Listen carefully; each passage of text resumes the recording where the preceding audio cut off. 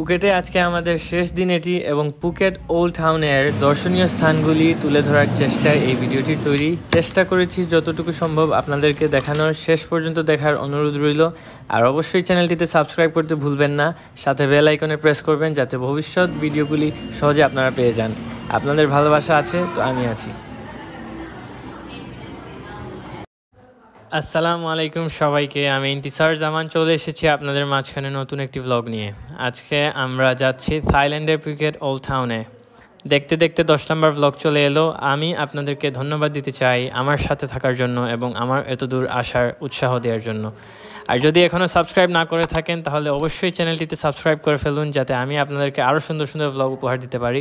কথা না বাড়িয়ে ভ্লগ শুরু করি। আশা করি আপনারা ভিডিওটি শেষ পর্যন্ত দেখবেন আর অবশ্যই লাইক, কমেন্ট আর শেয়ার করে জানিয়ে দিবেন ভিডিওটি কেমন লেগেছে।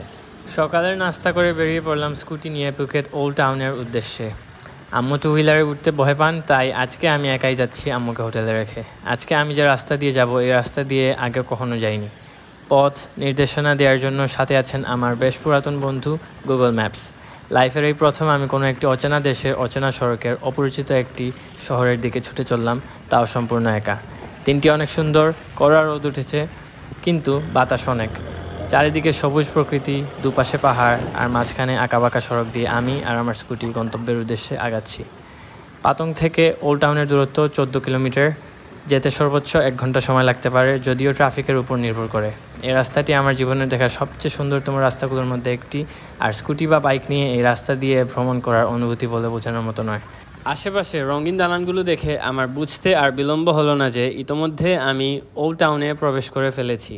এখানের মূল আকর্ষণ হচ্ছে রাস্তার দুপাশের 100 বছর পুরনো এই রঙিন দালানগুলো, fancy cafe, Sunday market, church, বৌদ্ধ মন্দির আর ইতিহাস। একটা সময় পর্তুগিজ আর ডাচদের শাসনে ছিল এই অঞ্চলটি এবং আজকের এই ওল্ড টাউনের সিংহভাগ উন্নয়ন পর্তুগিজদের তত্ত্বাবধানে হয়েছিল, যা আজ অবধি মানুষকে আকর্ষণ করে, প্রলুব্ধ করে প্রতি বছর হাজার হাজার বিদেশি পর্যটকদের। আজকে যেহেতু রবিবার না, তাই আমি সানডে মার্কেটের দেখা পাচ্ছি না, আর আমার কাছে কোনো উপায়ও ছিল না, কেননা এটি পুকেটে আমার শেষ দিন। তারপরও জায়গাটি যে একদম ফাঁকা তা কিন্তু না, রয়েছে বেশ কিছু পর্যটকদের আনাগোনা। দিন যত যাচ্ছে মানুষের আনাগোনা ততই বেড়ে চলেছে।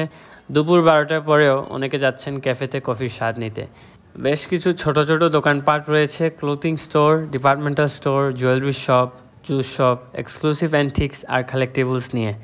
যারা পুরাতন জিনিসপত্র যেমন স্ট্যাম্প কার্ড, শোপিস, টয়েজ ইত্যাদি কালেক্ট করতে পছন্দ করেন তারা এখানে আসতে পারেন, ভালো লাগবে আশা করি। প্রায় সব কিছুই হাতে বানানো। মাথায় রাখতে হবে এখানকার বেশিরভাগ দোকান মালিক তাদের প্রোডাক্টের ফটো বা ভিডিও উঠাই, এটা তারা চান না, তাই আমরা সেদিকে খেয়াল রাখবো আর তাদের অনুভূতিকে শ্রদ্ধা করব।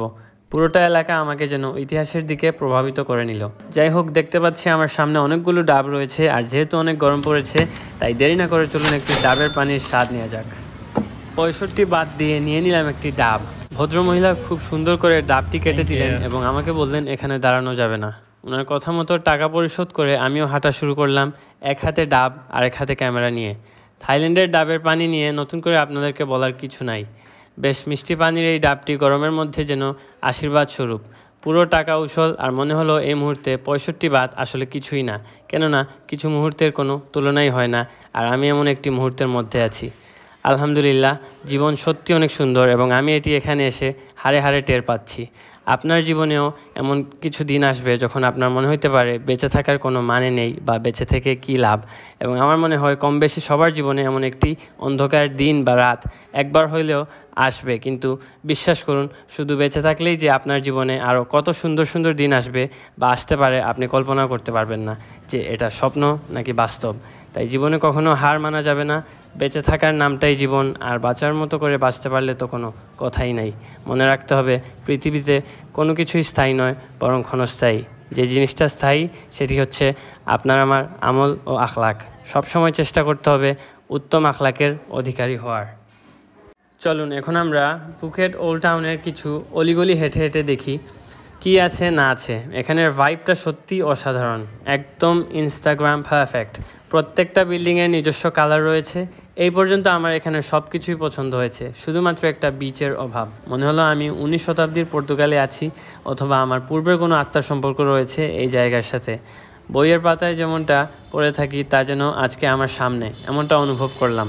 ইতিহাস আসলে অনেক সুন্দর এবং এই অনুভূতিটা শুধুমাত্র ইতিহাসে আপনাকে দিতে পারবে। তাই ইতিহাস সম্পর্কে জানুন, পড়ুন আর জ্ঞান অর্জন করুন। বিশ্বাস করুন, পস্তাবেন না।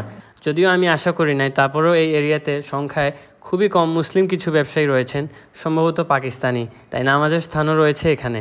রয়েছে বেশ কিছু চাইনিজ দোকানপাট, আমার পিছনে হয়তো আপনারা দেখতে পাচ্ছেন। ওল্ড টাউনে এসেছি, অথচ কোনো ক্যাফে বা রেস্টুরেন্টে ঢু মারব না, তা কি হতে পারে? যেহেতু আমি এখানে লাঞ্চ করব না, কারণ আমার পাতঙ্গি আম্মুর সাথে লাঞ্চ করতে হবে, তাই ভাবলাম অ্যাটলিস্ট একটা ঠান্ডা শরবত বা শেক পান করা যেতে পারে, যেটা আমাকে হাইড্রেটেড থাকতে সাহায্য করবে। সেজন্য আমি ঢুকে পড়ি রাস্তার পাশে রেট্রো স্টাইলের একটা চাইনিজ ক্যাফেতে, যেটা ফার্স্ট ফ্লোরে অবস্থিত। এবং আপনারা দেখতে পাচ্ছেন এই ক্যাফে থেকে ওল্ড টাউনের সবচেয়ে পপুলার যে স্ট্রিট, পুরাতন বিল্ডিংগুলার খুবই সুন্দর একটি ভিউ পাওয়া যায়। ক্যাফেটার ডেকোরেশনটাও খুবই সুন্দর, আমার সত্যি খুব ভালো লেগেছে। একটা ম্যাঙ্গো ক্রিম অর্ডার করেছি, একদম হিমশীতল পাকা আম ব্লেন্ড করে উপরে ক্রিম আর পুদিনা পাতা দিয়ে সার্ভ করা হয়েছে। এটি পরিবেশনটা সুন্দর, খেয়ে দেখা যাক। স্বাদে পুরোপুরি মিষ্টি না, আবার টকও না, মাঝামাঝি। তবে ঠান্ডা ছিল অতিরিক্ত, তাই বেশ টাইম নিয়ে খেতে হয়েছে। দাম রেখেছে 135 বাত, আর 10-এর মধ্যে আমি এটাকে 8 দিব। যেহেতু লাঞ্চ আওয়ার চলছে, তাই আমি একমাত্র কাস্টমার এখানে, কিন্তু ভালো লাগছে। ব্যাকগ্রাউন্ডে ভিনটেজ মিউজিক আর সামনে পাকা আমের ঠান্ডা শেক, এ যেন পারফেক্ট একটি দিন আমি পার করছি। সময় সীমিত, তার মধ্যে আমরাও ভীষণ ক্ষুধার্ত, তাই লাঞ্চের জন্য ঢুকে পড়ি একটি হালাল টেকঅ্যাওয়েতে। পাতং বিচের কাছাকাছি আমরা অ্যারাবিয়ান চিকেন শাওয়ারমা ট্রাই করলাম, যার প্রত্যেকটির মূল্য 100 বাত করে। খেতে দারুণ সুস্বাদু। আমার রেটিং হবে 10-এর মধ্যে 9। পুকেট সফরের ইতি টেনে নিচ্ছি এখানেই। বর্তমানে আমরা পুকেট ইন্টারন্যাশনাল এয়ারপোর্টে অবস্থান করছি আমাদের নেক্সট ফ্লাইটে ওঠার জন্য, যেটি আমাদেরকে পুকেট থেকে ব্যাংকক নিয়ে যাবে। পুকেট নিয়ে আসলে বলে শেষ করা যাবে না। আমরা আরও কিছুদিন থাকতে পারলে থেকে যেতাম, কিন্তু আমার ক্লাসেস যেহেতু শুরু হয়ে যাবে অতি শীঘ্রই, তাই বেশি সময় আসলে হাতে নাই। আমাদের মা ছেলে দুজনেরই অত্যন্ত ভালো লেগেছে এই জায়গাটি, এবং আমরা এখানে আবারও আসতে চাই ইনশাআল্লাহ। একটি কথা না বললেই নয়, আপনারা যদি মায়া বে, পিপি আইল্যান্ডস, ব্যাম্বু আইল্যান্ড অথবা জেমস বন্ড আইল্যান্ড এসব জায়গাগুলোতে যেতে চান, তাহলে অবশ্যই পুকেট আসার সাথে সাথেই বুকিং করে নেবেন, কেননা টিকিট খুবই তাড়াতাড়ি সেল আউট হয়ে যায়। এখানে অনেকগুলো ছোট ছোট দোকান পাবেন বিচের আশেপাশে, যারা এসব টিকিট বিক্রি করে, অথবা আপনারা চাইলে অনলাইনেও বুকিং করে নিতে পারেন। তবে আমার কাছে মনে হলো অনলাইনে প্রাইসটা একটু বেশি। পিপি আইল্যান্ডস বা মায়া বেতে যেতে হলে আপনাদেরকে লঞ্চ বা স্পিড বোটের মাধ্যমে যেতে হবে। যেখান থেকে টিকিট ক্রয় করবেন ওরা আপনাদেরকে সব ডিটেলস বলে দিবে। আপনারা চাইলে ভোরের দিকে রওনা দিয়ে সন্ধ্যার দিকে ব্যাক করে নিতে পারেন, অথবা চাইলে 2-1 দিন থেকে যেতে পারেন। সেটি আপনাদের ইচ্ছা এবং বাজেটের উপর নির্ভর করে। তবে আমি বলবো অন্তত 1 রাত 2 দিন থাকাটাই উত্তম হবে, কেননা ওই দিকের এক্সপিরিয়েন্স পুরোপুরি আলাদা। একদম নির্জন একটি দ্বীপের মাঝখানে রাত যাপন জীবনে এনে দিবে ভিন্ন রকমের স্বাদ। কোথায় যাবেন, কতদিন থাকবেন, সব কিছু নিজ দেশ থেকেই প্ল্যান করে আসবেন, তাহলে সময়টা বেঁচে যাবে আর ঝামেলা কম হবে। আমরা যেহেতু ট্রাভেলিং মাত্র শুরু করেছি, আমরা খুব বেশি প্ল্যানিং করি নাই, তাই মায়া বে দেখার স্বপ্নটা আর এবার পূরণ হয়নি। আপনাদের দোয়া থাকলে ইনশাল্লাহ কোনো একদিন যাব। আরেকটি কথা হলো, যদি কমফোর্টেবল ফিল করেন তাহলে যেদিন পুকেট আসবেন চেষ্টা করবেন একটা স্কুটি রেন্ট করে নিতে। এতে করে আপনাদের যাতায়াত ভাড়া আর সময় দুটি অনেক বেঁচে যাবে। স্কুটার ভাড়া প্রত্যেক দিন 200 বাত করে নেয়, সব জায়গাতেই ফিক্সড, সো এটা কমানোর কোনো ওয়ে নাই। সাথে ফুয়েল কস্টটা যুক্ত হবে। এছাড়া ট্রাভেলিং রিলেটেড বা পুকেট ভিজিট সংক্রান্ত যে কোনো বিষয়ে সহায়তা লাগলে আমাকে ইমেল করতে পারেন touristhub2024@gmail.com, অথবা সোশ্যাল মিডিয়াতে আমাকে রিচ করতে পারেন ইন্তিসার জামান পেজটিতে, লিঙ্ক দেওয়া আছে নিচে ভিডিও ডেসক্রিপশনে। অতএব আজকের ব্লগটি এখানেই শেষ করছি। আশা করি আপনাদের ভালো লেগেছে। শেষ পর্যন্ত দেখার জন্য ধন্যবাদ। আর এরকম আরও ভ্রমণ সম্পর্কিত ব্লগ দেখতে সাবস্ক্রাইব করে নিতে পারেন ইন্তিসার জামান এই ইউটিউব চ্যানেল। আর সাবস্ক্রাইব করলে অবশ্যই বেল নোটিফিকেশন অন করতে ভুলবেন না, নাহলে আপনারা সকল ভিডিওর আপডেট পাবেন না। আর তাছাড়াও ফলো করতে পারেন আমাকে ফেসবুক আর ইনস্টাগ্রামে।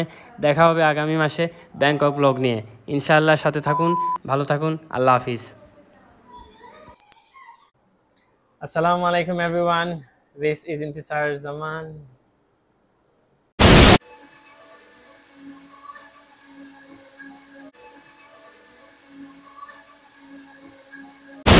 আইরাম 2 মিনিট।